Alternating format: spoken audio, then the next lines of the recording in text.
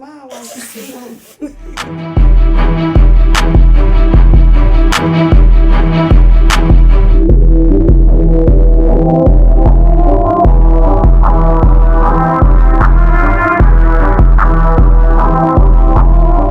Hey guys, welcome back to another vlog. So today I'm just going to be doing my sister's hair.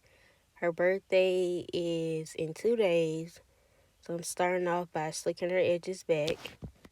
I don't know why she's looking like that. I know she said she was sleepy, but now that I'm watching the video over, she just looks like she completely out of it.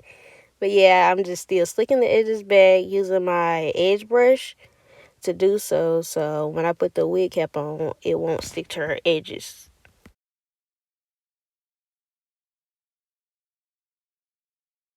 Okay, now I'm blow drying the product into her edges, making sure everything is slick and in place. My sister is so sleepy. My sister is so sleepy during this video.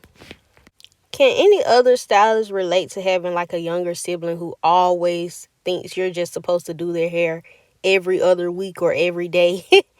Okay, now I'm putting the wig cap on, trying to position it correctly. I'm going to cut out a hole so that she can breathe because she acts like this wig cap will kill her.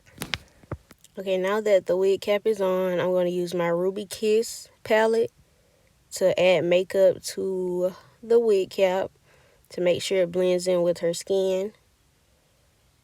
She don't even know which way to turn her head.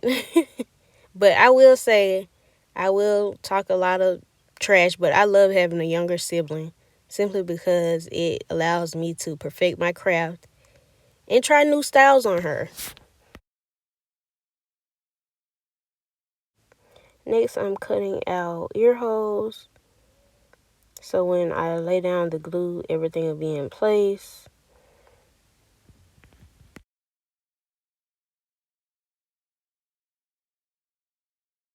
So the glue I use is Erica J Hold Me Down. This actually was my first time using this product, and I honestly would rate it a 10 out of 10. I usually start off with a thin layer first, and then I'll spread it out evenly. Then I'll go in with my second layer. I typically would recommend doing 3 layers. Watch how the glue is sticking. Great glue. But I would do 3 layers simply because I want to make sure the wig doesn't lift or anything. So I'm using a blow dryer now, just drying my layers. Okay, now I'm going to cut off the excess lace. Honestly, I don't know if you would call these shear scissors, but they work really well for me. So I'm going around the edges where I didn't add glue to and just pulling it all off. Look at her sticking her tongue. She's trying to stay up. She's having a hard time fighting her sleep though.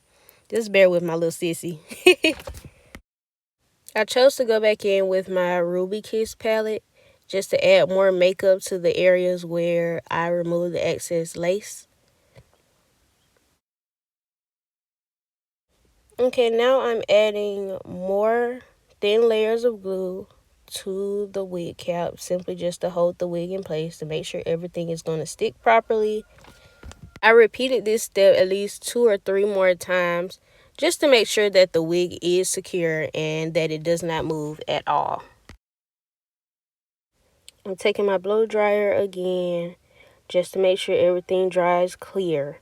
Because if you put it on while it's white, me personally, I feel that it looks cakey or you can see it underneath your lace.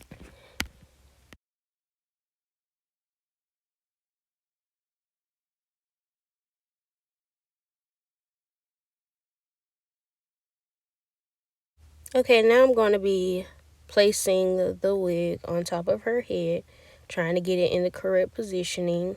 I start off with the ear tabs just to help guide me and make sure everything is tight, secure, and there isn't any lumps. I'm going to ask her to hold the sides down just so I can properly make sure that the lace is sticking into the glue. I take my comb and comb it back to make sure that it is stuck. I did lose my wig band, so we had to improvise. I'm using the wrap that you usually wrap your wrist with to lay the lace down for the time being. So I'm going to start off by slicking the sides and hot combing it back. She wants a style that requires a bang, so that's the part that you see in the front. I went back in with my wax stick. I like the strawberry scented one. It smells really good to me. But I'm going to use this to help mold the back of the hair to make sure everything is flat and secure.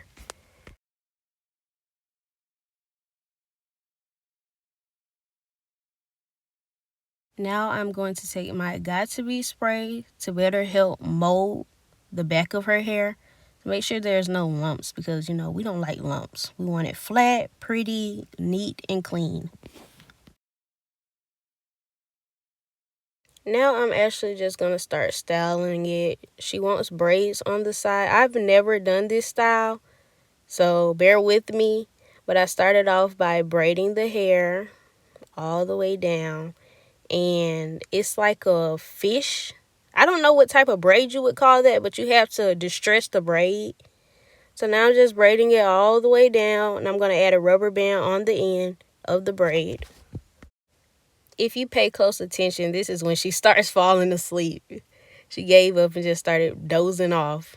But this is the part I was talking about where you have to distress the braid. It's really cute to me, and she wants it pent from both sides.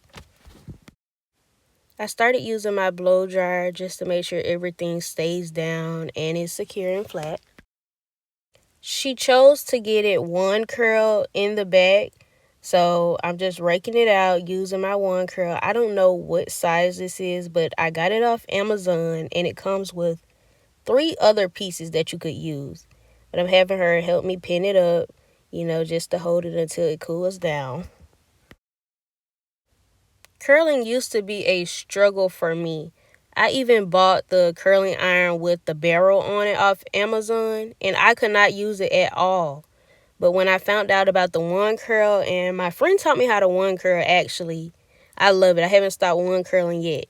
In the future, I do plan on learning because I do want the T3 curler. But for now, this is just going to have to work because it's too hard for me. But I do use the Got To Be spray just as a hold to hold the curls and make them bouncy. I do find that using your one curl and then pinning them up instead of holding them in your hand for a few seconds is more effective, simply because it gives them time to cool and they just become more bouncy. I love the bouncy look.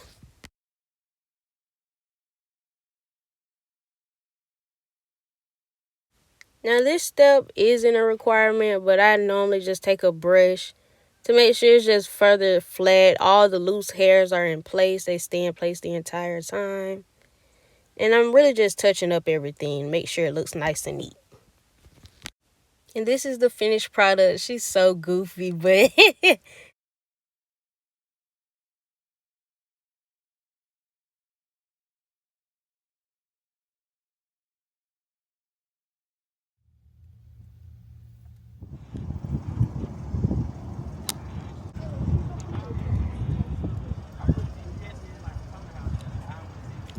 this shirt too big on me.